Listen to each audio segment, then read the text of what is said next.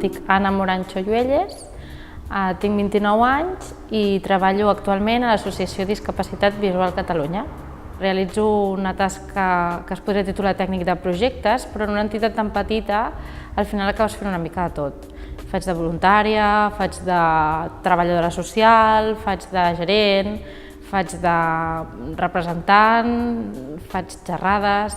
Va ser una mica més una crida per part de l'entitat que necessitaven una figura, diguem, de coordinació i també un perfil una mica més econòmic, i em van trucar perquè em coneixien com a sòcia, sabien els estudis que tenia i que podia encaixar. Llavors vam estar parlant una mica a l'entrevista del que buscaven ells i jo el que els hi podia oferir una mica.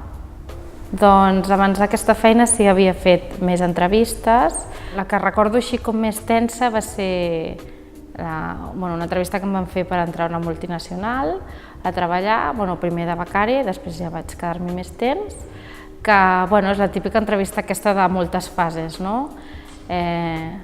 Recordo que la primera part va ser una entrevista telefònica, que les entrevistes telefòniques, vulguis o no, t'enganxen on t'enganxen. Jo recordo que estava en pijama cada i no em va semblar molt seriós com ho vaig fer, però potser pel panorama, però realment jo penso que en una entrevista busquen la naturalitat. Un cop vaig passar aquesta entrevista em van citar a la seu de l'empresa i em vaig entrevistar amb recursos humans i una mica em van fer diferents preguntes de com havia actuat en diferents situacions per entendre algunes de les meves competències i finalment em vaig entrevistar amb la que va ser després la meva cap, que ja em va preguntar més concretament per la posició en concret i per les tasques de la posició.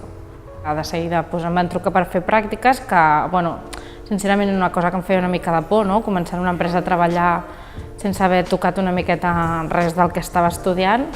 I en primer lloc vaig començar a fer pràctiques i van anar molt bé i realment he anat enganxant una feina amb l'altra.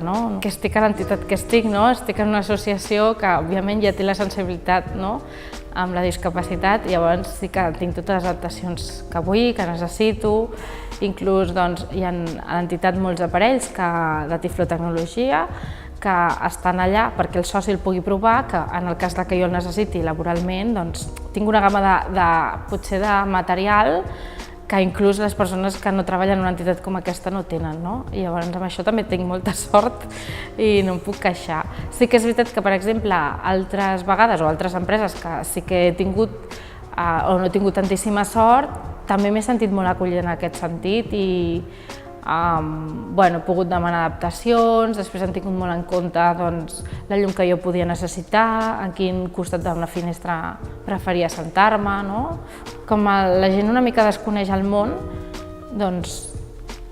si realment volen que estiguis allà treballant, que suposo que quan t'agafen una entrevista és perquè volen que estiguis allà, tenen la sensibilitat de preguntar i d'interessar-se per quines són les teves necessitats.